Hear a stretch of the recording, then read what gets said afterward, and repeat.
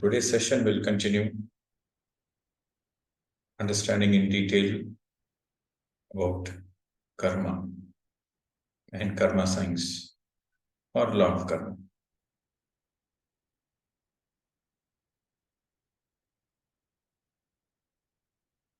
For the sake of understanding, we can classify karma into three categories: Sanchita karma, Prarabdha karma, and Agama karma. This is for the sake of understanding. Sanchita karma means it's like a reservoir of all your karmas of all your lifetimes. It is a karma which is accumulated, all the both good and bad karmas accumulated from all your lifetimes. Collectively, it is called Sanchita karma. Then the second term we have to understand is Prarabdha karma. Prarabdha karma means in this particular lifetime, before you are born, during the soul planning stage, you take up a certain portion of karma to work out in this particular lifetime. So that is called Prarabdha karma. So that karma, you are bound to face it. For example, you might have 1,000 units of karma from all your lifetimes in your sanchita, in your reservoir. So all the 1,000 units of karma you cannot take in one lifetime. You cannot sustain. So you choose to take, okay, maybe I'll take 50 units of karma in this lifetime. I need to learn this particular lesson. So accordingly, I will take 50 units of karma to settle the accounts. So that becomes your prarabdha karma. So prarabdha karma simply means the karma you have voluntarily chosen in this particular lifetime to work it out. And you are bound to go through it because you have chosen it. And it is inevitable. You have to go through it. That is prarabdha. The next is agama. Agama means how you deal with the present lifetime situations, how you deal with the challenges of your present life. That becomes that becomes your future karma. Agama karma is nothing but your future karma. You have taken up a certain challenging situation in this lifetime as part of the prarabdha. So how you deal with it? Are you dealing it in the rightful way? Or if you are dealing in a not so gentle way, you are adding up more karma, you're adding more bad karma, then that becomes part of your agama karma, future karma. So three terminologies you have to understand. I repeat, Sanchita means it's like a reservoir of all your karma of all your lifetimes. Prarabdha means a portion of the karma which you have taken in this particular lifetime. Agama karma means what you do in this lifetime, the results becomes the future, the consequences you have to face in the future lifetimes. So that is agama. The consequences of your action becomes your agama karma. Okay. Karma as such is one entity, but for our sake of understanding, we classify it into this. Again,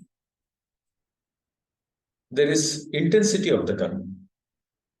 Some karma, the intensity is too much, very high intensity.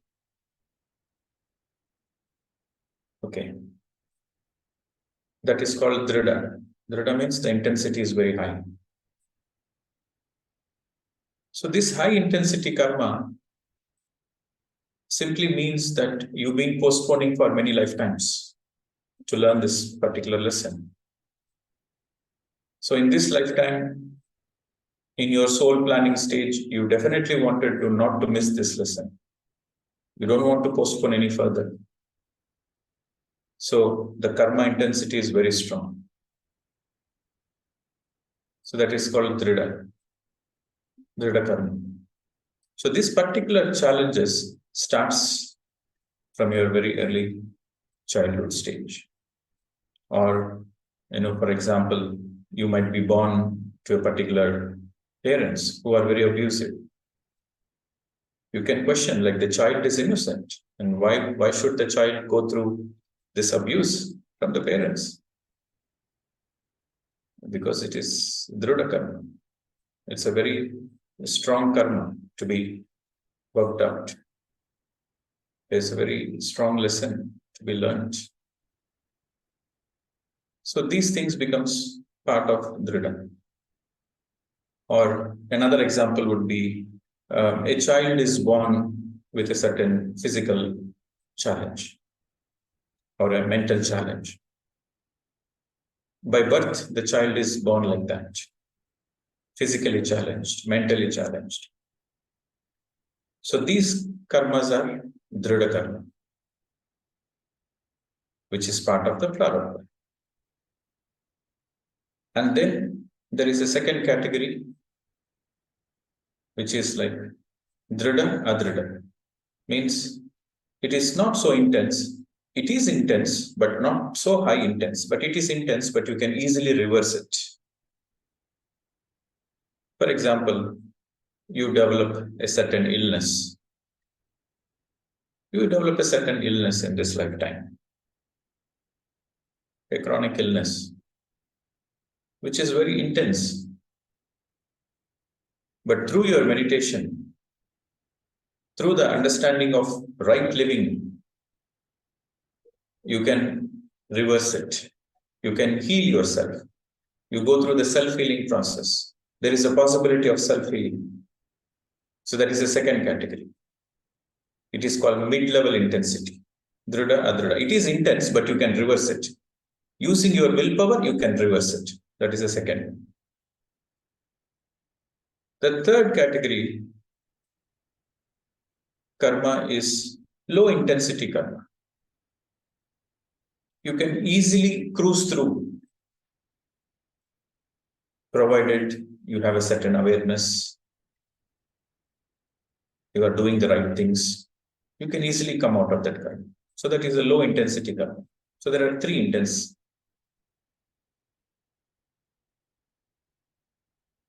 In all the situations, whatever might be the situation, the karma applies either to the king or the emperor or a beggar. It is the same.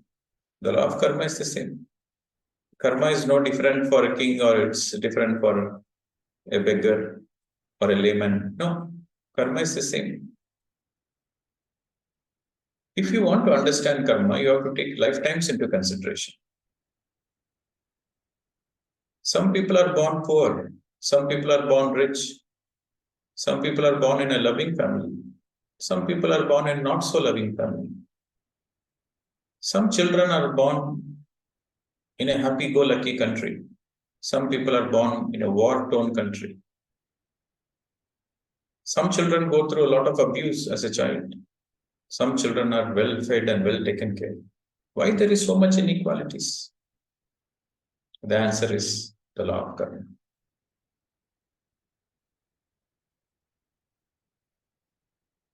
And karma is not only individual. There is individual karma, there is family karma, and there is also a country karma. In which country you are born in, that also determines what lessons you have to learn. Every country has some lessons to offer. And as a whole of the planet Earth, the Earth has its own karma. Primarily, we focus on the individual karma. You might say that if I have a family karma, but I want to come out of my family karma, what can I do? Yes, you work on it. You work individually, you work on yourself. then very naturally you are liberated even from your family karma.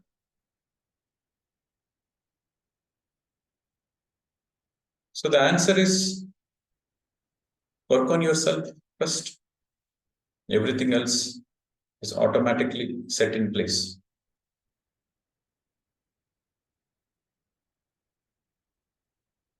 Individual karma, we all know. Individually, whatever you do, you face the consequences. As an individual, you are responsible for your actions and you have to face the consequences. Family karma. As a family, you have collectively, you have done something wrong. You have given a lot of difficulty as a family, a group of people. Collectively, you have done terrible things in your past life. Then collectively, you have to face that. That is family karma. I'll give an example. There are four people in a family, father, mother, and two children. The father steals and gets caught by the police and goes to the jail. Then the whole family suffers.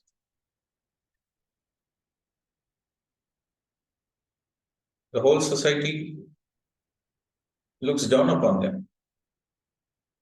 The children, when they go to the school, they are teased by their fellow students, saying, "Your father is a thief." So, for the mistake of the father, the wife also suffers, the children also suffer.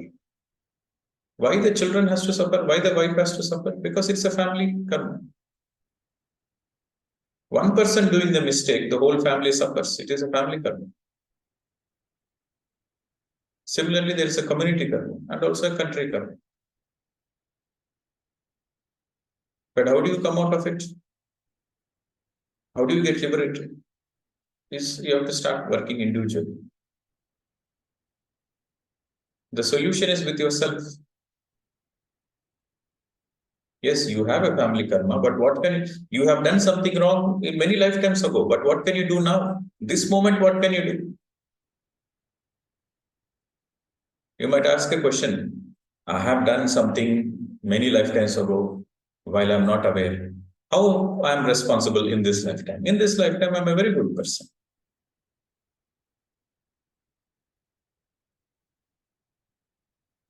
I'll give an example. Suppose you have taken a loan from somebody. You have taken a loan, promising them that you will repay the loan after 1 week. And while you took the loan, you are wearing a green colored dress. You are wearing a green colored dress and you have taken a loan, promising that you will pay back after 1 week. After 1 week, the person who has loaned you comes to you and asks, "Hey, where is my money? You have taken loan from me. Where is my money?" And if you answer him, "See, today I'm wearing an orange colored dress. You have given the loan to a green colored dress person. So go and ask the person who is wearing the green color. Today I'm wearing orange color. I'm a new person." You cannot say that. Can you say that? You cannot. You might change the dress, but you are the same person. Similarly, you can change bodies. Every lifetime you get a new body. Every lifetime you get a new body, but the soul is answerable. So karma is the account of the soul, not of the body.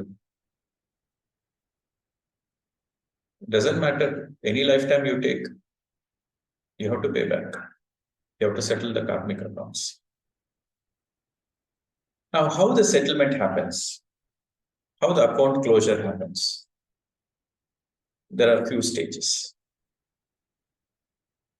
The first stage is regret. You regret. You regret that you have done a mistake.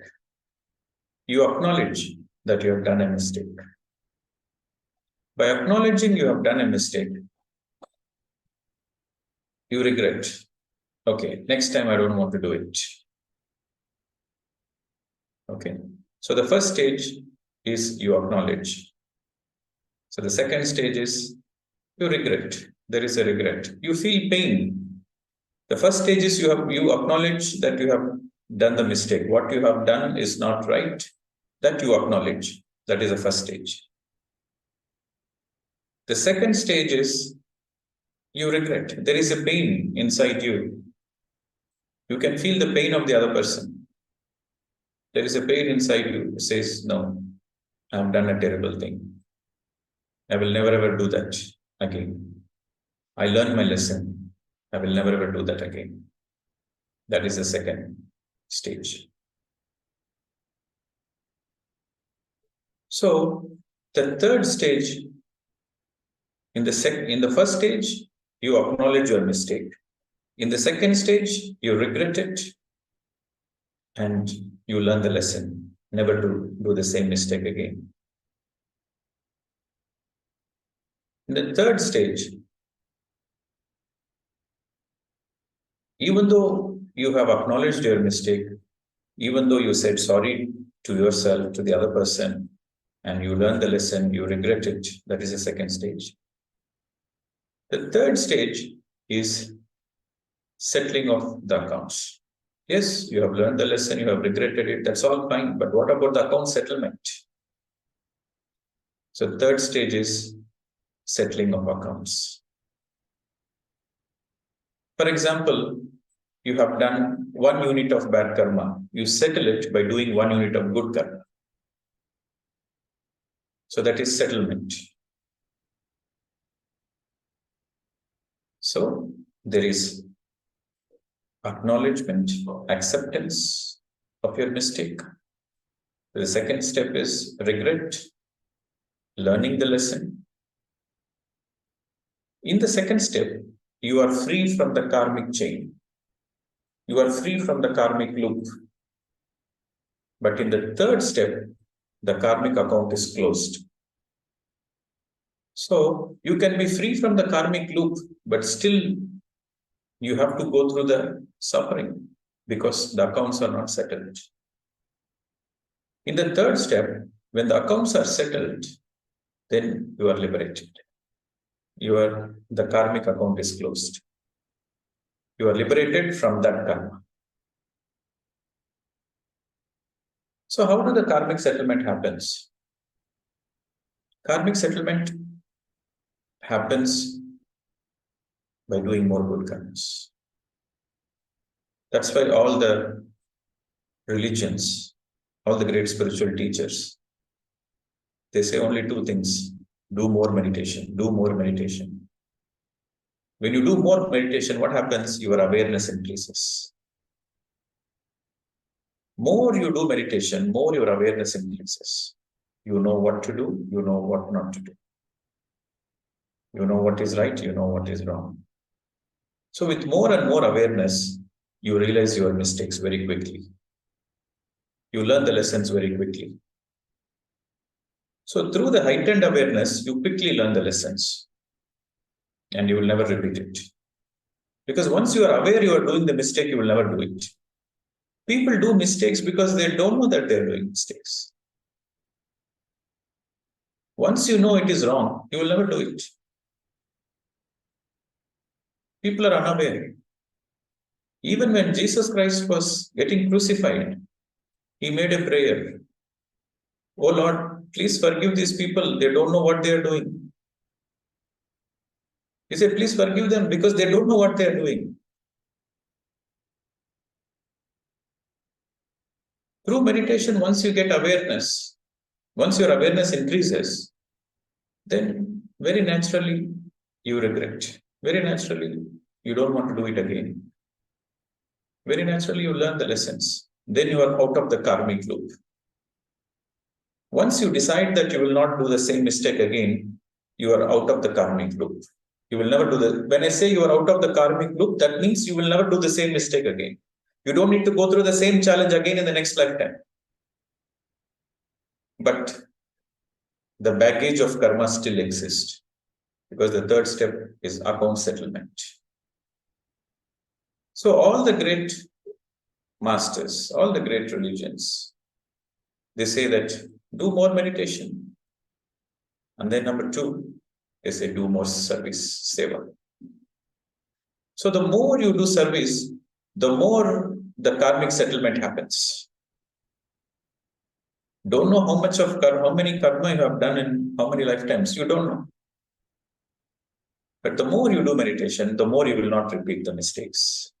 The more quickly you learn the lessons. And the more you do service, the more you do seva, the more the account settlement happens.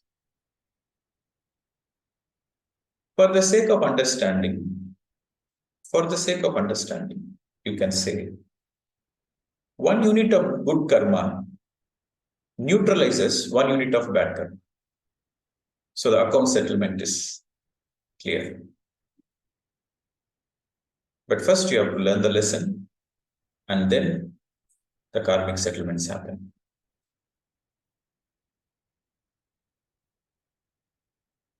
You might say, I don't know if I learned the lesson or not. How do I settle my accounts? Don't worry about it. Keep on doing good karmas. All your accounts get settled slowly, slowly. Do regular meditation.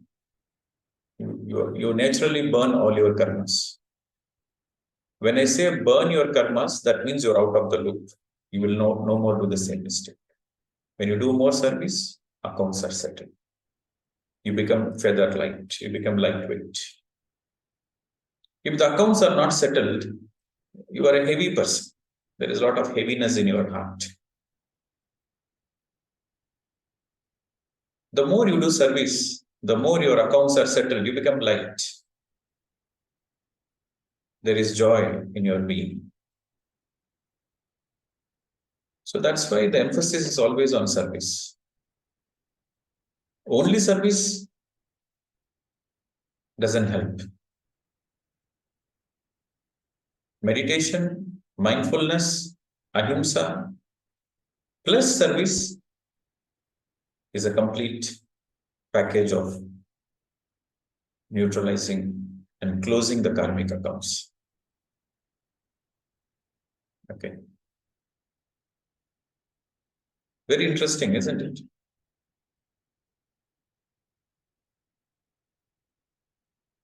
We'll understand more in detail through question and answers. Sometimes it might be a small lesson to learn. Some people take few years to learn that lesson. Some people take few lifetimes to learn that lesson. It is all their free will. You should not judge. You should not judge others. Your focus should be on your lessons, not others' lessons. It will be interesting, especially in families between husband and wife. The wife is always focused on husband's lesson. The wife tells the husband, you need to learn this lesson, you need to learn that lesson. It's easy to see others' mistakes, but it takes a lot of courage to see your own mistake. Vice versa. The husband is always focused on wife's lessons. Instead, everybody should be focused on their own individual lessons. Because this is your lifetime. You are born alone and you are going to go back alone. So your journey is the journey of aloneness. Only you are responsible for your own karmic accounts.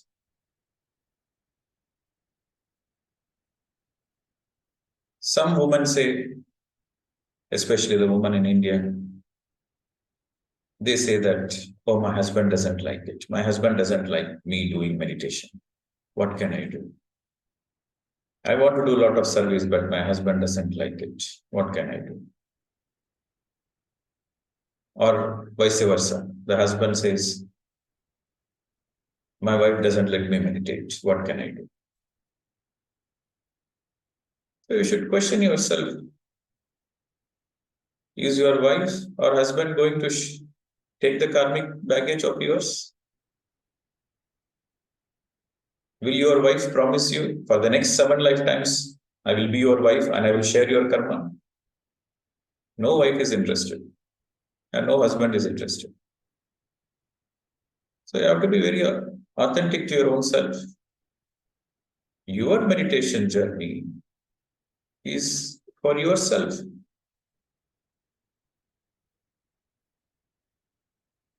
And sometimes the wife will ask, if I meditate, will my husband change?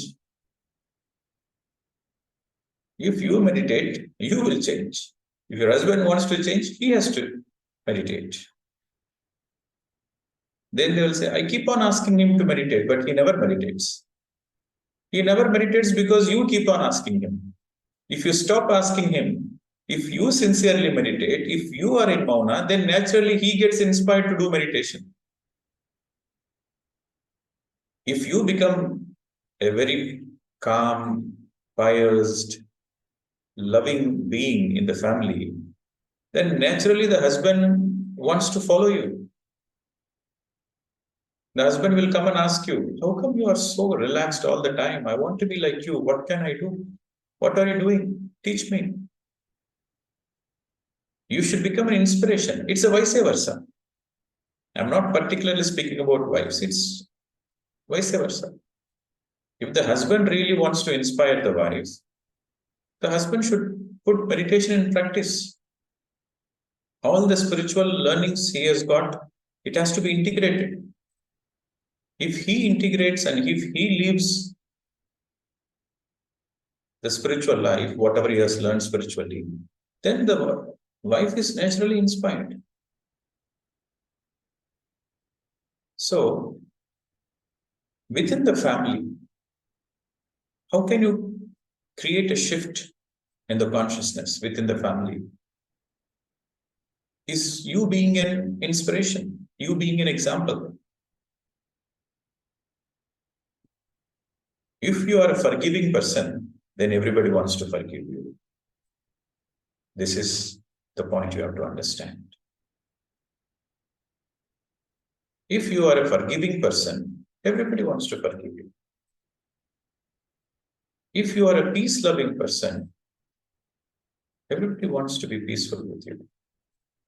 If you are a friendly person, everybody wants to be a friend.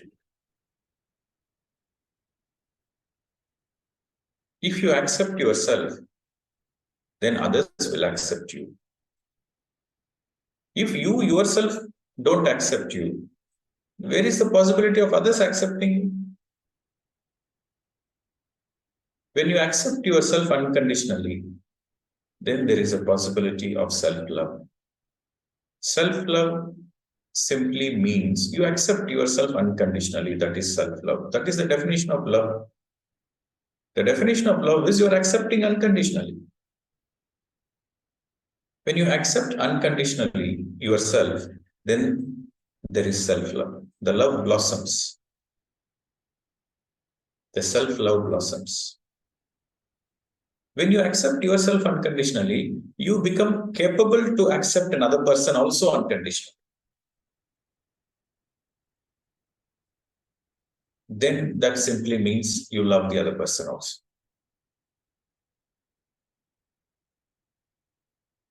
So everything starts with self. The same with forgiveness. You have to forgive yourself for all the mistakes you have done. Yes, you have done a mistake 10 years ago. What can be done now? 10 years ago, you did your best. Now you are an evolved person. So you cannot judge yourself based on your current awareness. You cannot judge your past based on your current awareness. 10 years ago, there is no meditation in your life. 10 years ago, there is nobody to tell you what is right, what is wrong. 10 years ago, there is nobody to say, be in the path of ahimsa. So whatever you did 10 years ago is perfect. You don't need to feel guilty about it. Yes, you have done your best 10 years ago. Move on. Be in the present moment. Today you are a changed person. That matters. What you were yesterday doesn't matter. What you are today matters. So you forgive your past. You forgive yourself of all the mistakes you have done in the past. When you forgive yourself, then you can naturally forgive others. You forgive others because you know that the other person has done his best. At any given point of time, everybody is doing their best. This is something you have to understand. You write it down and underline. At any given point of time, everybody is doing their best. At any given point of time, everybody, every soul is doing their best.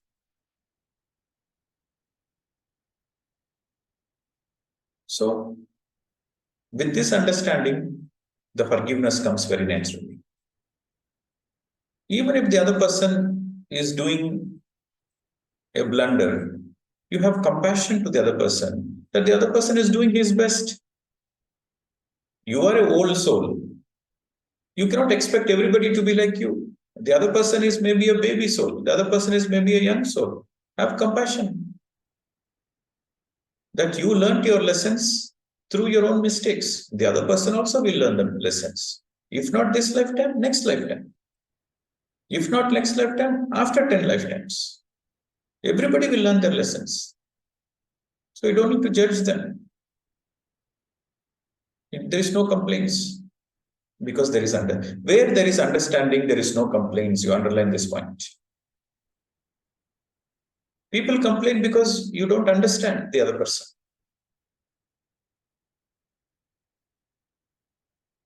If you are able to see only from your perspective, you are a normal person. If you are able to see from others' perspective, then you are an enlightened person.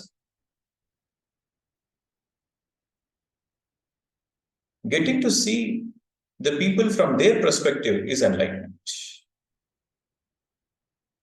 When you're able to see from their perspective, there is no more complaints, there is no more judgments, there is no more comparison. There is simple acceptance, unconditional acceptance. And when there is unconditional acceptance, naturally, there is love. You love the other person. In spite of all the imperfections, you simply love everybody. You simply love everybody because you accepted everybody as they are. To accept everybody as they are, you have to accept yourself as you are.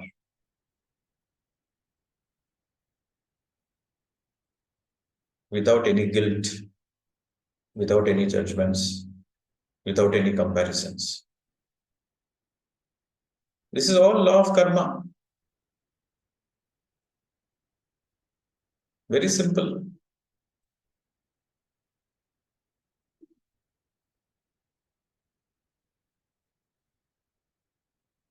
What you sow, so you reap. You accept everybody as they are. You develop beautiful friendship.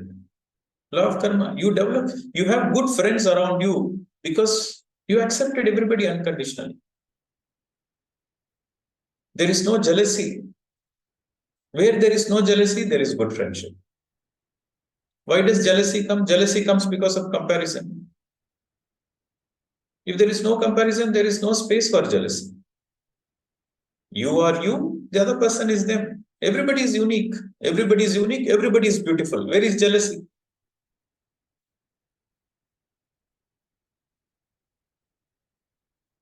Imagine there is nobody like you ever on this planet Earth. And there will be nobody like you. Even in the future, in the eternity, there will be nobody like you on the planet Earth. You are such a unique piece. If you are so unique, you are the most precious. No duplicate available. Never before, never after. You are such a unique piece. So you are a diamond. You are precious. And everybody is precious because everybody is unique. Then where is the possibility of comparison and jealousy. When you understand this, there is no possibility of jealousy.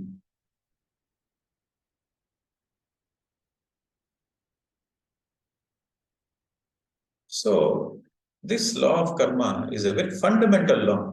One has to understand once for all.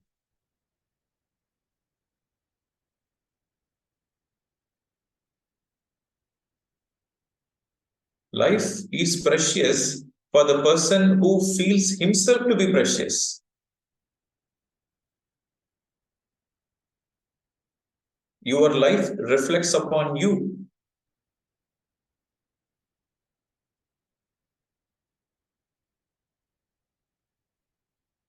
So, my dear friends, the very bottom line, the very fundamental point is you create your reality. That is ultimate truth. You create your reality. Whatever you are, it is your own creation. If you are happy in life, that is your creation, that you are responsible for it. You have created it. If you are not happy in life, you have created it. You are responsible for it. If you are happy, the credit goes to you. If you are sad, complaining, grudging, blaming, then only you are responsible. Nobody else is responsible. And sometimes people are very quick to blame others. Before marriage, I'm a happy person. But after marriage, I lost my happiness. It's all because of my wife. It's all because of my husband. We are quick to blame, but we fail to understand the fundamental fact. We are responsible for our happiness. Nobody else is responsible.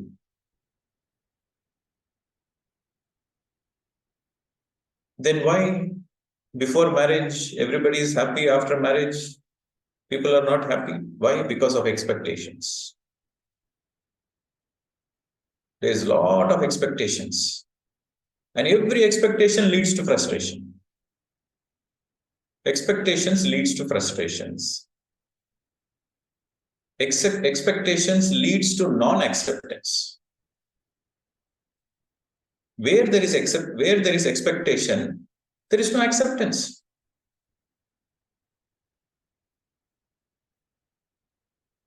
So we have to let go of all the expectations. That is very, very important. We have to let go of the expectations and we have to be in the acceptance mode. Whatever it is you accept. Life is your own design. Your life is your own design. You have planned it. Before you are born, you have planned it in a very perfect way, in a very meticulous way. And your soul has planned it for a reason, so that you can learn beautiful lessons. This particular lifetime is a Maya. It's an illusion. There is no reality in this. Soon we are going to vacate this body. Soon we are going to go out of the planet Earth. We'll go back to the higher worlds. Every single one of us is going to vacate our bodies sooner or later. That is ultimate truth. So there is no reality here. It's all a perfect drama, stage play. This is what Shakespeare said. The whole world is a stage. These are the words from Shakespeare. The whole world is a stage. We strut and fume, do our part and depart. We strut and we fume, do our part and depart. If you understand this statement, then you know how to live life. Life happens in acceptance. Life happens in being a witness to the drama of life. Be a witness to the birth process. Be a witness to the death process. Be a witness to every moment of your life. Enjoy the drama, because there is no reality in it. Because there is no reality in it, it's a perfect drama. You enjoy the drama.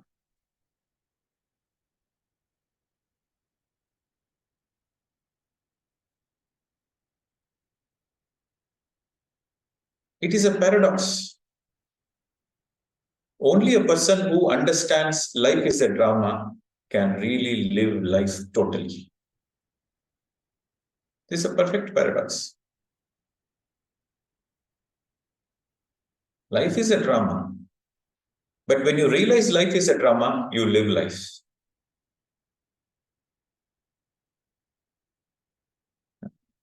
So all the attachment goes away. My wife, my husband, my children, all these are attachments. Attachments leads to suffering. You become detached. No more my wife, my husband. No more my children. Yes, in this lifetime, he is playing the husband role, I am playing the wife role. Let us enjoy the husband-wife drama. That's all. In this lifetime, they are playing the children role, I am playing the parent role. Let us enjoy the parents-children drama. When you get into this mode of drama, then there is detachment. In the detachment, you perfectly play the role of a mother, you perfectly play the role of a father, you perfectly play the role of children. Whatever the role you take, you play perfectly because you know it is a drama.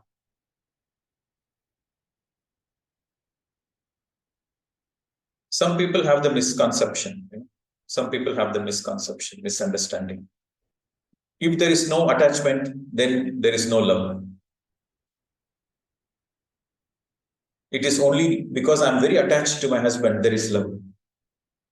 I'm very attached to my children, there is love. No, that is a misconception. Only in detachment, there is pure love.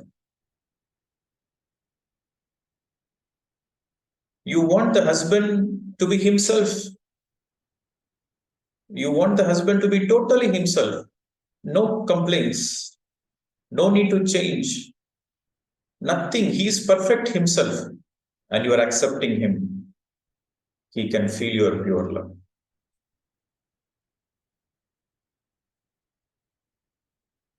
And he is with you. And you are no more attached. And you are willing to let go if he wants to go. Still, he feels your pure love. But you are too clingy. You are clinging to him. In the name of love, you are so attached, you are so clingy. Every moment you are criticizing him, you want to correct him. Then he wants to run away from you. This attachment leads to expectations. Because you are so attached, you expect the partner also to be the same attached to you. So this attachments leads to expectations, and these expectations leads to frustrations, and together it destroys the love. Between a beautiful bonding between the couple, it destroys. But when you are in the detachment mode, when you are focused, how can you be in the detachment mode? You can be in the detachment mode when your focus is only on yourself, not on the others. You focus on yourself. You focus on your lessons. You focus on your mistakes. You focus on your evolution. You focus on your meditation. You focus on your mauna. When your focus is on yourself, then naturally there is beauty in the relationship.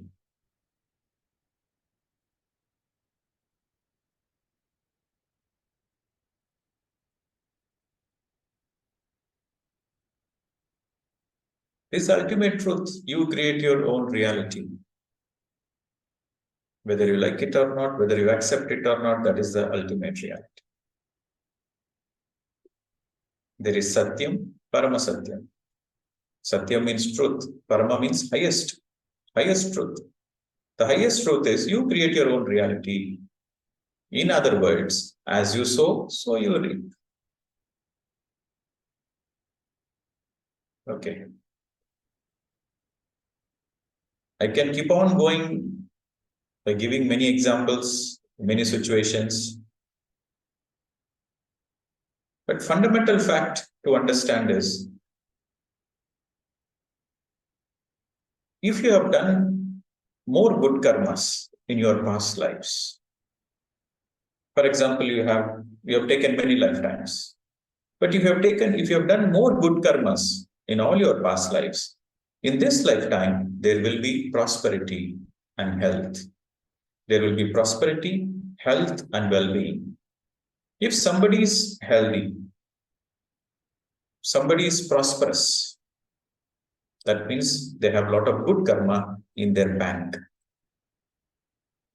In their soul account, there is more good karmas. If somebody is feeling sick, somebody is feeling ill, and somebody is going through suffering, that means they are paying back for their bad karmas. Very simple. There is no injustice. There is no tragedy in the God's creation. In the God's creation, there is no injustice. In the God's creation, there is no tragedy. Everything is pure accounts. If you are suffering for some reason, that is your own creation. So, get into the witness mode. Start learning the lessons. Become aware. Don't repeat the same mistakes and do good karmas, as much good karmas as possible. Tan man dhan. You may not have money, but you have good health in your physique. So go and do service, voluntary service. Physically go and do a lot of voluntary service. That is also karmic settlements happen because of that service also. Or you don't have good health, but you have good mind, you have good intelligence. You are good in mathematics, you are good in chemistry. You cannot go and do physical work, but you have good intelligence. You know music, then teach music to others. Teach mathematics to others. Teach chemistry to others. Whatever you are good at, you teach others. Or you are a businessman, or you have good salary, and you have some excess savings. Then give that excess money to the people who need it. So you can do service in the form of bodily, mentally, and money-wise. Tan, man, dhan. Service can be in tan, man, dhan. Either of the three or all the three, whatever you are capable of. So you have to understand, every gift comes with a responsibility. If you are a rich person, that is a gift you have got in this lifetime. You are a rich person, you have a lot of money. That is a gift. But that gift comes with responsibility. If you misuse the gift, then it is bad karma. You have to pay the consequences. If you don't use the gift, then also it is bad karma. You have to face the consequences. This is very interesting to understand. If you have a gift, let's say for the example of money, you have a lot of money in this lifetime. So that is a gift. If you misuse the gift, bad karma. That means you use the money for wrong purpose, bad karma. Or you have the money, but you didn't use it. You didn't use it for the right purpose. You didn't misuse it, but at the same time, you didn't use it properly. Then also it is bad karma. So you have to be very aware of all the gifts you have, because every gift comes with responsibility. And if you misuse it or didn't use it, it becomes agama karma. You have to face the consequences in the next lifetime.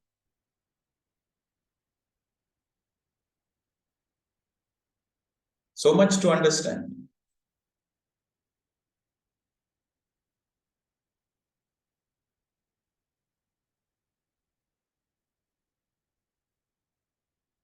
We will continue this topic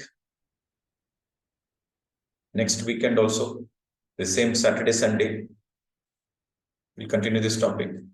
Today I'll take one or two questions before I close the session. Please raise the hand. Come on the video and raise the hand. I'll take some questions, 1 or 2 questions.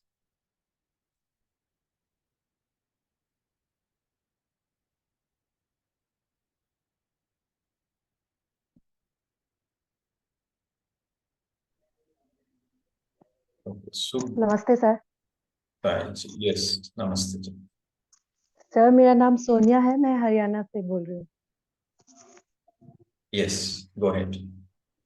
Sir मेरे को 2 doubts हैं। एक doubt तो है कि मैंने sir Gita start की थी पढ़ना, और उसमें था कि जब है ना युद्ध होने वाला था, तो कृष्णा और अर्जुन का आपस में वो बातचीत करते हैं, तो अर्जुन बोलता है कि मेरे को लड़ाई नहीं करनी अपनी फैमिली से। आप समझ रहे हैं ना सर? हाँ, समझ रहे हूँ। I can understand you तो point. ठीक है। तो अर्जुन बोलते हैं कि मुझे लड़ाई नहीं करनी, तो फिर कृष्णा अर्जुन को बोलते हैं कि तुम्हें लग रहा है कि तुम लड़ाई करने वाले हो और सामने तुम्हारी फैमिली है, लेकिन ऐसा नहीं है। सामने फैमिली, तुम सिर्फ एक मीडियम हो करने वाला, और जो भी कुछ करवा रहा हूँ, मतलब वो तुमसे सब मैं करवा रहा हूँ, बट तुम सिर्फ एक मीडियम हो। इसलिए तुम ये मत सोचो कि तुम लड़ाई कर रहे हो, तुम मार रहे हो। तो मैं ही क्रिएट कर रहा हूँ, और मैं ही उन सब लड़ाई करवा रहा हूँ, मरवा रहा हूँ। तो मेरे को ये लाइन समझ नहीं आई सर, कि अगर वो करवा रहे हैं तो फिर जैसे वो बोल रहे थे कि सब कुछ करवाने वाला मैं ही हूँ, तो फिर कर्मा वो जब करवाने वाले वो हैं, तो फिर भोगने वाले हम क्यों हैं सर? मतलब हमें क्यों कर्मा फेस करना पड़ता है फिर? Okay. Okay, fine. So the question she was asking is a situation in Mahabharata where there is a conversation between Krishna and Arjuna. So it's a conversation between an enlightened master and a person who is seeking enlightenment, between a teacher and a student. So there, they were in the battlefield, and the student is reluctant to kill because the opposite team is there, is all his cousin brothers and teachers. So all relatives. So he said, I don't want to kill. This is what Arjuna says. Then Krishna says, who are you to kill? Who are you to kill? I have already killed everybody. You do your action. They're already killed by me. You just do your action. Who are you to kill? Because here Mahabharata is a great epic. You have to understand from the holistic perspective. Arjuna feels he is killing. So Krishna educates him that you are not killing. Astrally, they are all killed already. They are bound to die because they are in the side of adharma. They have to be killed. Astrally, it is all decided. So when he says, I have already killed, when Krishna says, I have already killed, it is not a person. Astrally, they are all killed because they are bound to die. They have to die because they are in the part of adharma. So in that situation, Krishna says, you are not doing anything. I am the one who did everything. So the I, Krishna, represents the supreme consciousness, not the individual. So it is astrally designed that who are in the side of adharma, they have to lose the battle. Satyameva jayate, always the truth will win. So whichever side Krishna is, that is the side of dharma. So the opposite team has to be killed. And Arjuna is just an instrument. It's just an instrument. So in that particular episode, Krishna is teaching Arjuna to be in the witness consciousness, not to be in the doer consciousness. So Krishna is teaching Arjuna to be a karma yogi of 4th level. Yesterday I've given you different levels. So the 4th level is, I am not doing, it is happening through me. So Krishna is teaching Arjuna to graduate himself to be in the witness consciousness. Okay. Understood? Yes sir. Okay. और second मेरा doubt है sir कि sir धर्मा और service में क्या difference है sir. जैसे अभी आपने बताया कि हमें सेल्फ सर्विस करनी चाहिए, यानी कि हमें सेल्फ पहले तो सेल्फ मेडिटेशन करना चाहिए, अपना खुद का मेडिटेशन. उसके अलावा आपने कहा कि सर्विस टू अदर्स हमें करनी चाहिए. तो सर धर्मा मतलब जैसे हम लोग अपनी फैमिली का करते हैं तो बोलते हैं कि ये आपका धर्म है, ठीक है. और जब हम धर्म अपनी फैमिली से अलग करते हैं तो वो सर्विस टू अदर्स होती है सर, या फिर जो हम अपनी फैमिली के लिए कर रहे हैं वो भी सर्विस टू अदर्स में होगा. मतलब डिफरेंस मुझे धर्म और उसमें नहीं समझ में. So you are asking a question, the difference between dharma and service. What is dharma and what is service? That is fundamentally your question. So yes sir. the answer is, dharma simply means duty. Dharma means duty. Again, there are 3 kinds of dharma, 3 kinds of duties. The first is the duty towards yourself. The second, the duty towards your family. The third, the duty towards your society. Your society, your country, the whole planet Earth, that is the third category of dharma. So dharma has 3 categories. Dharma simply means duty, your sole duty. So duty towards yourself simply means you are spending time for yourself, for your own evolution.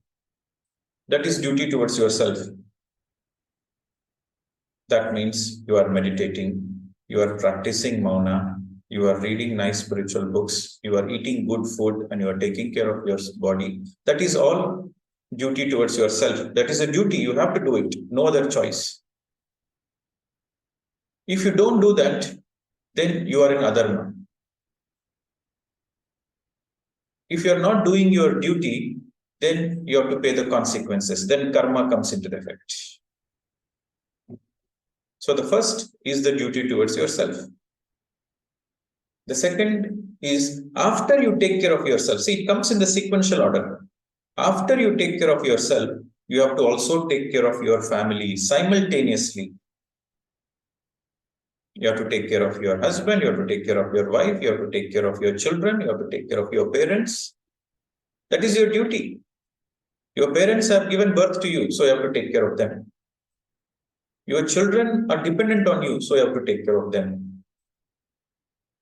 Your husband and wife are interdependent, so you have to take care of them. So that is your duty.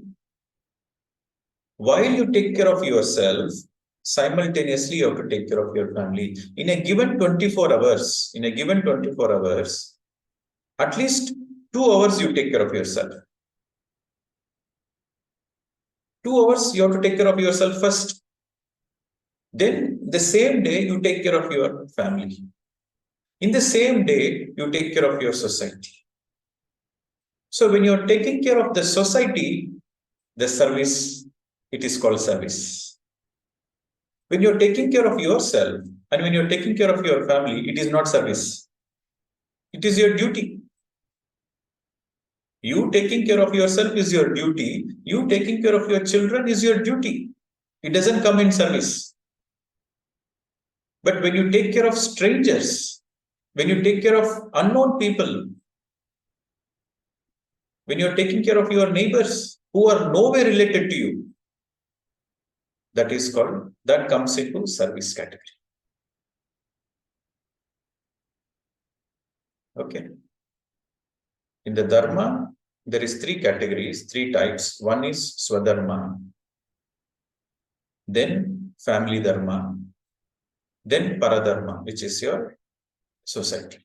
So when you're taking care of society, for example, you are giving some money to an organization which is doing a lot of good things. You are giving food to a hungry person. Okay. You are supporting somebody's education. You are contributing to an NGO who is doing a lot of good things. It all comes under service.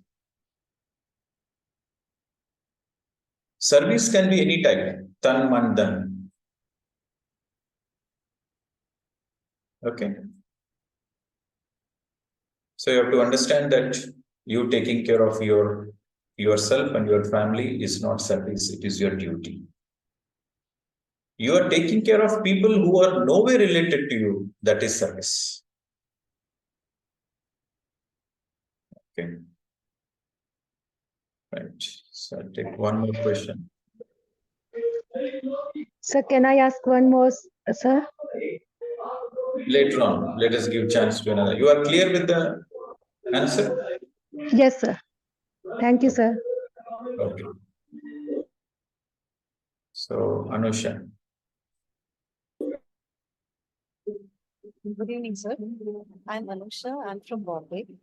Yeah. I have two questions. Actually, it's more of an understanding that I want. One is we love a few of them unconditionally, and there are a few of them where we do have expectations.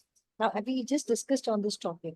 Now, in this, the underlying lesson for us to learn is those expectations that we have from others. Is it that we are not accepting it in ourselves? Naturally. Okay. And can I ask a second question, sir? That's the last Yes. question. Second is constantly comparing ourselves with others. Now, this is not with a feeling of jealousy, but with a feeling that possibly always the other person is right, and not that we are wrong, but we are putting ourselves one point down. Here, what is the underlying lesson again? Again, it is acceptance of what here. And this is something that I've not been able to get, and I've been struggling to understand how to get over this comparison. There is no feeling of jealousy at all whatsoever, but there is something where we are still comparing and we are saying that, oh, okay, I think I'm not right. Okay. You have to understand that most of the people on the planet Earth, they are suffering with some complex. It is called an inferiority complex or a superiority complex. Both are a complex. 90% of the people, they feel they have inferiority complex. 90%. It's a complex. And they feel inferior to others. So it's a 90% of the people. And 10% of the people, they feel superior. And again, that is a complex. When I say it is a complex, because it is not the truth. It is their own illusion they are having. That is why I call it as a complex. The truth is, in the eyes of God, everybody is same. God has created everybody the same. But 90% of the people feel inferior. I'm less than somebody. And 10% of the people, they feel superior. That is also a complex. Both are in great complex. So when you say that I don't have jealousy, but sometimes I compare myself with another person, because you are putting the other person in the pedestal. Or in other words, you are putting yourself down. So when you understand you are unique, the other person is unique. When you understand your own uniqueness, then there is no comparison. You focus on your uniqueness. You do your best and leave the rest. Always do your best and leave the rest. There is no space for comparison because you've already done your best. When you have already done your best, where is the space for comparison?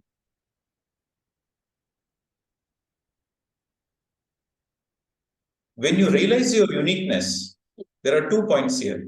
When you realize your own uniqueness and when you have done your best, realizing your uniqueness is point number 1. And always doing your best at any given moment of time, you do your best. Number 2, sometimes you are not healthy, you are having a fever or flu or cold, your best is different. When you are healthy, your best is different. So at any given point of time, you do your best. You simply do your best, whatever you are capable of, and you realize your own uniqueness. Then there is no space for comparison. You are perfect as you are. You rejoice yourself. You realize your own beauty. You realize your own divinity.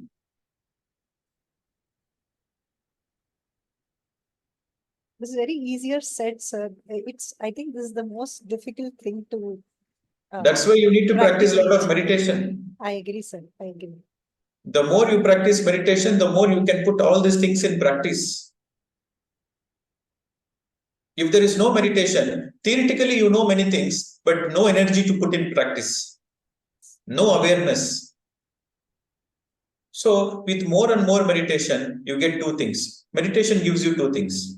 Number 1, energy. Number 2, awareness. With awareness, you quickly catch hold of yourself in that moment. With energy, you work on yourself. You face your fears. You accept yourself. To accept yourself, you need a lot of energy. To forgive yourself, you need a lot of energy. To come out of your own inferiority complex, you need a lot of energy. First, you need awareness that you are feeling inferior. Then you need a lot of energy to pull yourself up.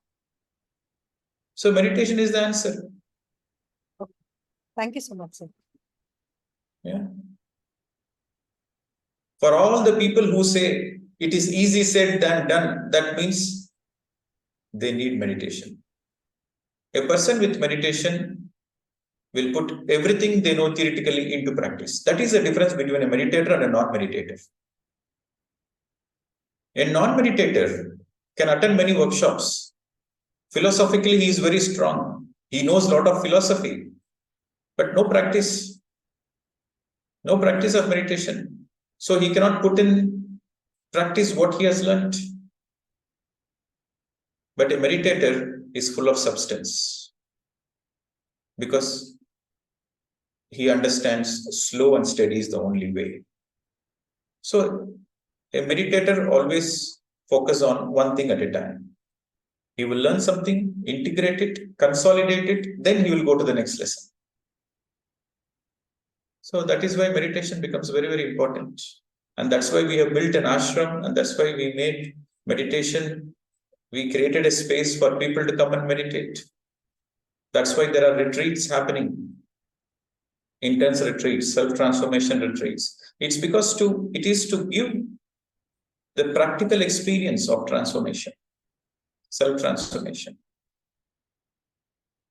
And for the people who are interested to experience this intense meditation, mauna and mindfulness, you join the retreat, which is happening, I think December 22nd is one retreat and January 20th is another retreat. There are 2 retreats happening this month and next month.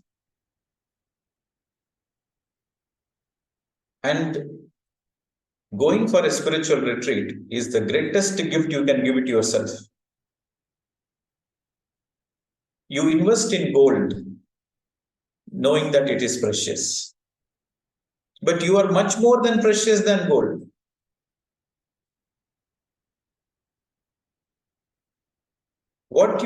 When you invest time for yourself, it not only impacts this lifetime, it impacts all the future lifetimes.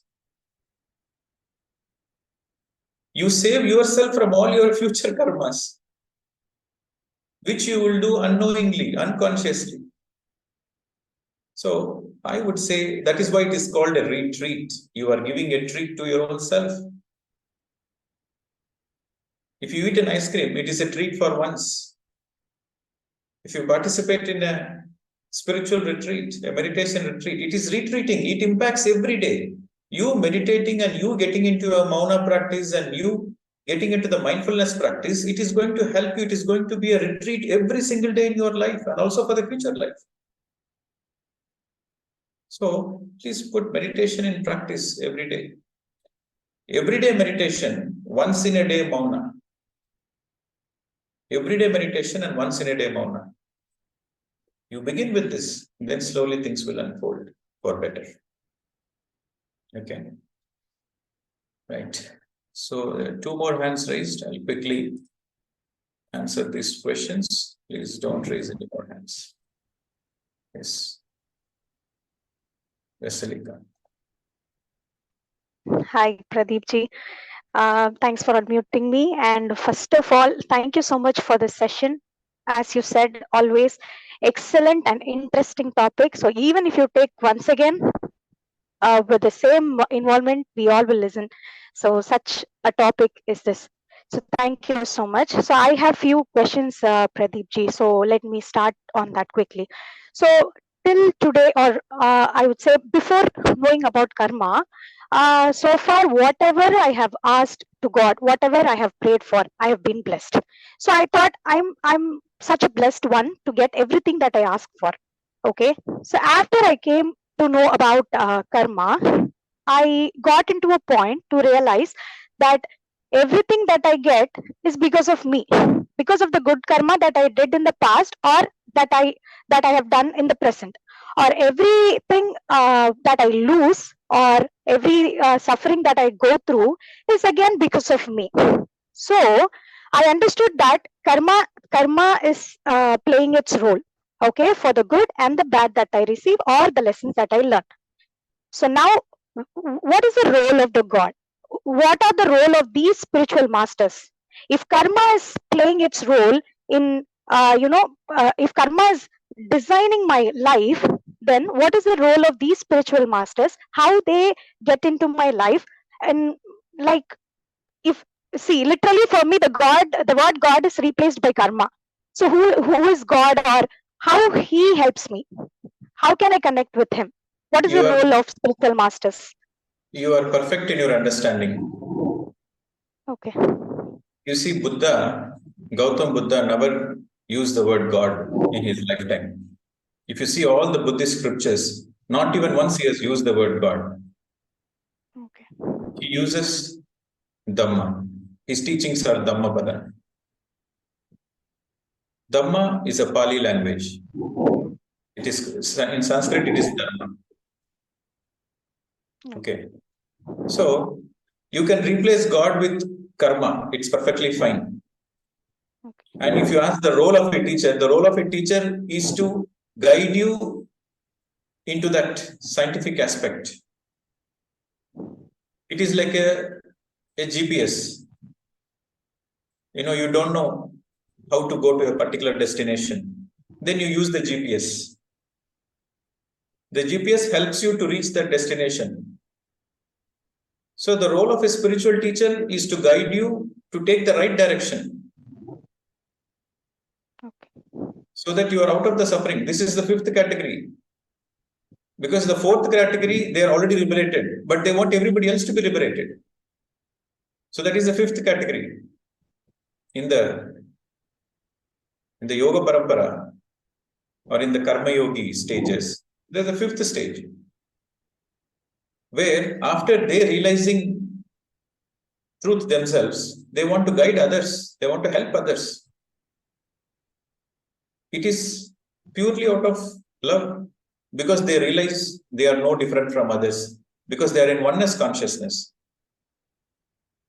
Aham Brahmasmi, I am that I am everywhere. So they cannot see the fellow human being suffering. So they want to do their best to help others. So the role of a spiritual teacher is to guide a seeker, of truth in the right path. It is the effort, 90% is the effort of the student, 10% is the effort of the teacher. The role of the teacher is only to guide, but the student has to take the journey. So 90% credit goes to the student. If the student is sincere, a student can learn from a good teacher, and a student can learn even from a bad teacher. A student can learn good things from a good teacher, and the student can learn how not to be bad from a bad teacher. So 90% it is the role of the student. The credit goes to the student. So the role of the teacher is only guidance, inspiration. You can call it as a guidance or inspiration, whatever you can call. The word God, God doesn't exist.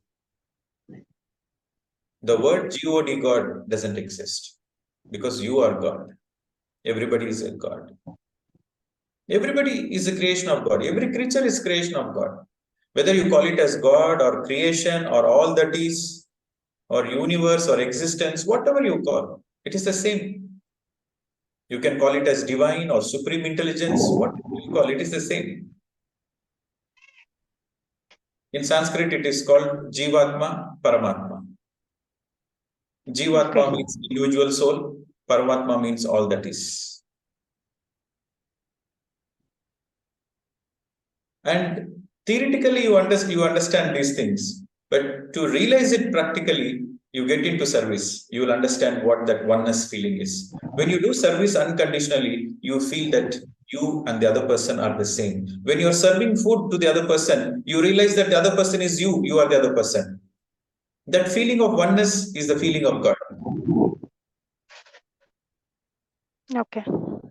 Okay. So if I need the guidance of Lord Muruga, see, right now my understanding is such that I see before I saw them as superior people or gods, but now I see them as spiritual masters. So if I want the spiritual guidance of Lord Muruga or Jesus or Babaji or Vallalar, so will it be possible for me to get the guidance from them also? When the student is ready, the teacher appears. Just because you are asking, you will not get it. When you are ready, when you deserve it, then all the masters are waiting to help you. So when the student is ready, the teacher appears. And the teacher can be in any form. The teacher can be in the form of a small boy or a small child, a small girl, or the teacher can be in the form of an old man or an old woman, or the teacher can be in the form of a stranger. You will get your teaching when you are ready. Okay. Because Jesus or Lord Muruga, see, Jesus Christ, when he was born, his name is Yeshua, or in English we call it as Jesus. But when he became enlightened, he became Jesus the Christ. Because Christ symbolizes the state of his consciousness. It is not his name. Gautama, Siddhartha is the name of the person when he was born. The name is Gautama Siddhartha. When he got enlightened, he became a Buddha. Buddha is not name. Buddha is a state of consciousness. Every person who is enlightened is called a Buddha. Every person who is enlightened is in the Christ consciousness. So, enlightened people, as long as you are in the body, you have a name for this body. What is your name? What is your name? Yeah. Basilica. Basilica is your name. Once you vacate the body, do you have a name? No. Then what will people call you? They will call my body as simply body. No, they will call your body a dead body, corpse. But what about the soul? They'll call us Atma, soul. No name, no? Yes. Because in this lifetime you are Basilica, you have taken 100 lifetimes. 100 lifetimes you have 100 names. Which name to call? So you are pure consciousness. Similarly, Babaji, Muruga, Jesus, these are all identities of the physical. But the soul doesn't have any identity. The soul is a pure consciousness. So you will receive the guidance from the divine when you are ready. But don't be identified with the names. Okay. Okay. Okay. Okay. And one more question on the account settlement. So you said account settlement will happen on meditating and also doing lot of service. So on meditating, I can understand how the account settlement happens. So we can reduce the agama karma through meditation. But on the account settlement by doing service, so I have a slight contradiction in that. Please correct me. So when we do good things, so I will get back the good things. When I do bad things, I will get back the bad things. I will suffer. I will learn lesson and settle the account there. But I don't understand how doing services will reduce my bad karmas, because anyways I have to suffer, learn the lesson, only then the account gets settled. By doing good things, only good things is going to come back to me, but how it is going to reduce my bad karma? It is again Okay. an action which is have Okay, equal understood. action to me. I Okay. understood. Let me ask you a question, because Okay. by asking this question, you will understand the answer.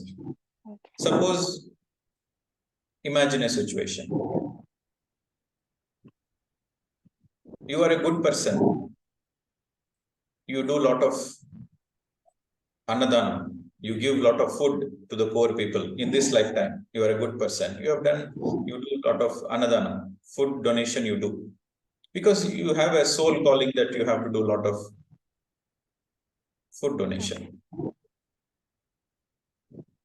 But in this lifetime, you are upset with somebody and you are in the heated temperament and you took a knife and you stabbed that person out of anger.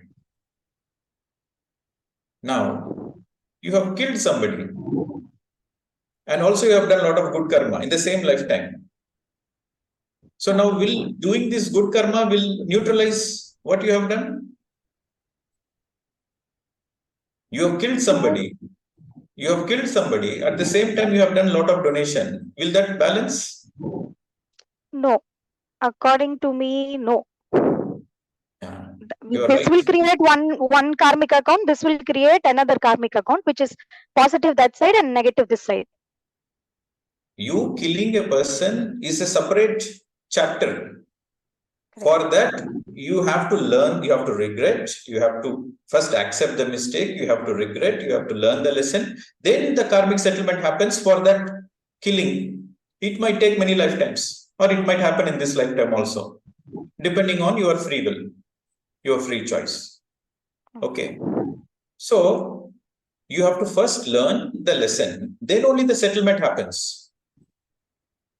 But the same, you have done a lot of good karmas. These good karmas will help you to settle the karmas which you have already learned the lesson. Many lifetimes you would have learned many lessons, but still there is residue because many people have suffered in your hands. You learned the lesson, that's okay, but many people have suffered in your hands. What about the settlement? So that settlement happens only after you learn the lesson.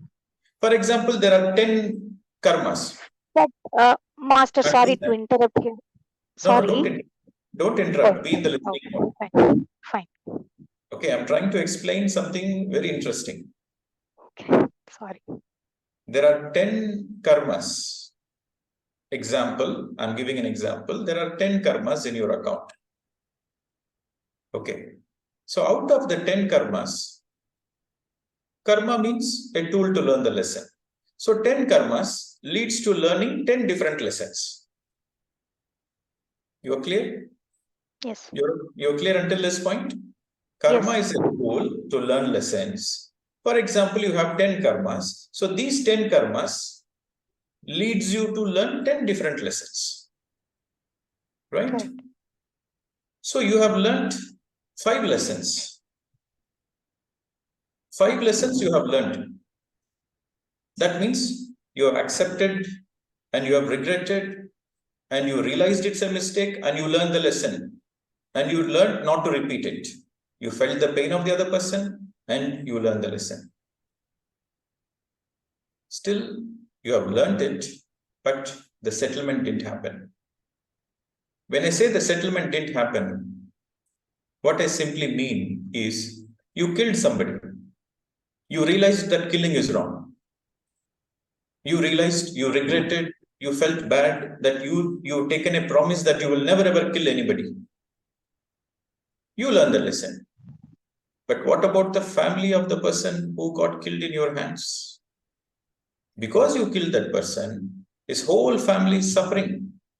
The wife is begging on the streets. They lost their home. The children are hungry. They don't have food because the father is the sole breadwinner. And you kill that person because of anger. You learn the lesson not to kill. But what about the family who is suffering because of that? So, you learning the lesson is only half pass. The complete settlement has to happen because this is the consequences. No? You have to take responsibility for all the consequences. This is the law. That is what I call it as settlement. The settlement is you do some bad actions, and because of that bad actions, you learn the lesson. That is the first part. The second part is you learn the lesson, that's fine, but many people suffered in your hands because of your actions. So you are responsible for that. But unknowingly, it is not your conscious knowing. Unknowingly, you did something and they suffered. So where is the account balancing? So you settle the accounts by doing more good karmas. I'll take the same example. You killed somebody. You killed somebody and you learn the lesson not to kill that person. But the person who got killed feels so bad that his family is on the streets. His family is suffering without food. So where is the justice from his point of view? So the next lifetime, in the soul planning stage, there will be a choice. There are many, many choices. It's infinite choices. You will have infinite choices in your soul planning stage. I'll give you some of the examples. In the soul planning stage, in the next lifetime, in the soul planning stage, there is a choice.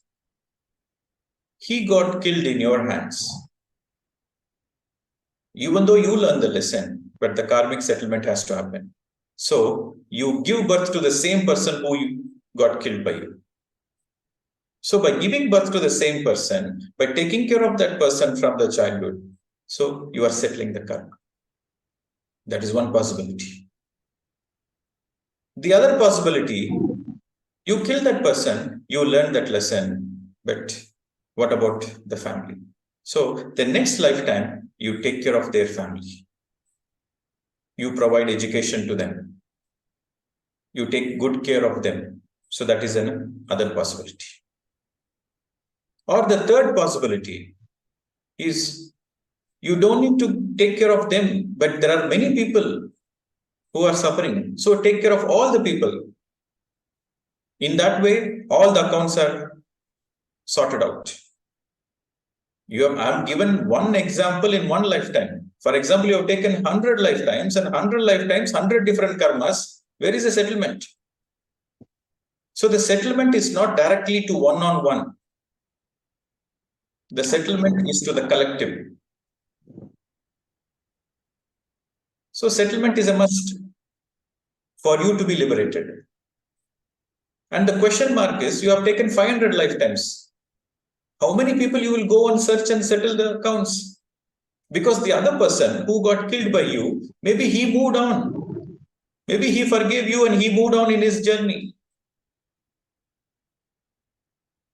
So it's a very complicated, very interesting. So for your question, learning comes first, then comes the settlement. You have 10 different lessons and 10 different settlements. You cannot keep track of it. The best is keep realizing your lessons, keep doing as much good things as you can. The Akashic records will take care of your settlement. From your mind space, you think about the settlement, it gets confused. You try to keep the things simple. When you try to keep the things simple, then you are helping yourself. Okay. Understand? Yes. So you mean, for example, I killed a person in my past lifetime. So in this lifetime, I'm having a will to help many people. So these Akashic records or the karma will design my life in such a way that I settle that karmic account by helping those people who got affected by killing that person. It will bring those people in my vicinity so that I can help them and settle my account. Is it?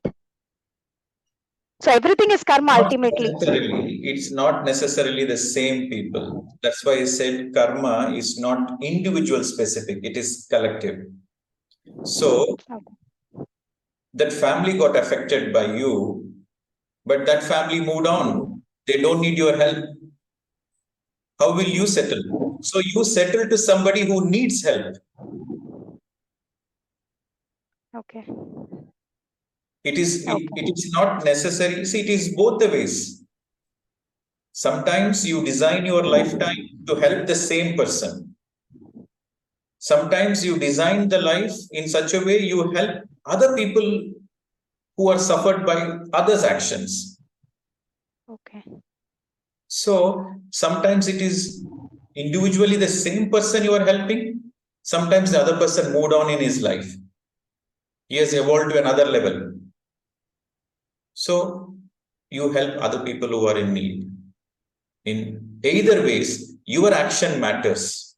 Whether the other person received the help or not doesn't matter. Your attitude to help matters. Okay. You got it? Oh, yes. Yes, I somewhat got it. Maybe I need to. I will understand in the journey. You digest and you write down. You Okay. write down very specifically with a clear example, with a clear case study. You write down and then you ask. Then you might understand. But don't expect to understand law of karma in one day. Yes. Okay. Absorb it as much as you can. Absorb it, consolidate it, then ask the next question. Okay. I'm here to answer all your questions. But first you consolidate it and then ask the next question. Your question helps many people.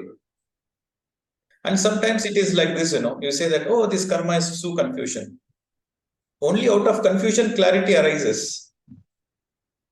Clarity arises out of confusion. So if you are feeling confused, that means your next step is clarity. Okay. Fine. So one last practical question. Just like from a pool of mud, the lotus arises. Lotus symbolizes clarity. Mud symbolizes confusion. Okay. Out of the confusion, the clarity arises. Keep going. And first, you digest these particular facts, then you can ask a question later.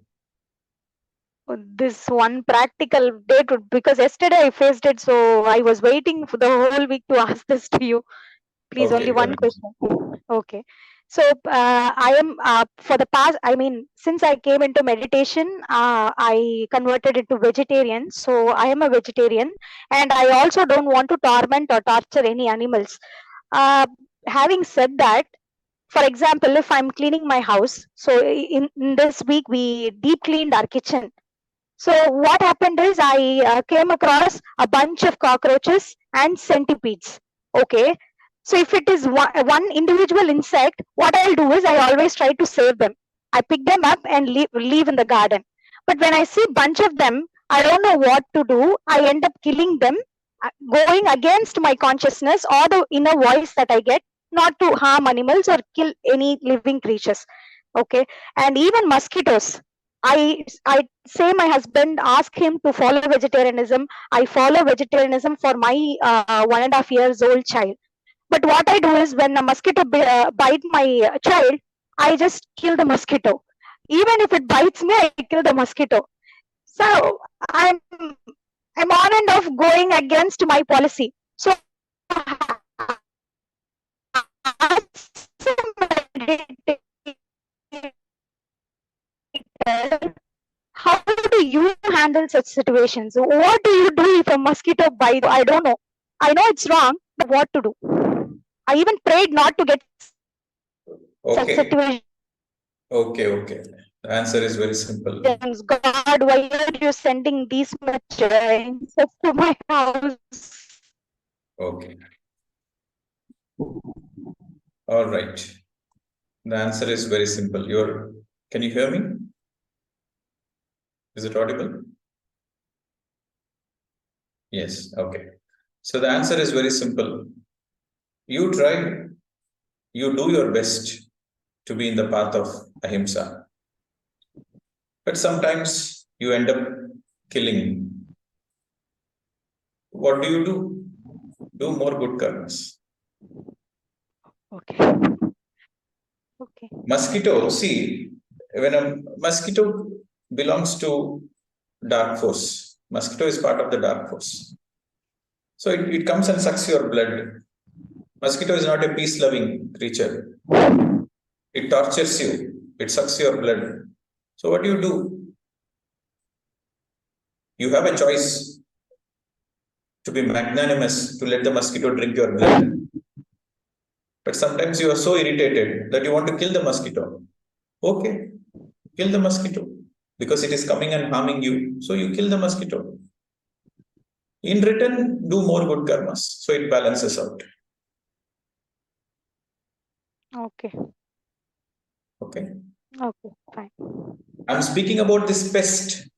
See, a fish is swimming in the water. It is doing no harm to you. You going and killing the fish is a bad karma. A hen is playing.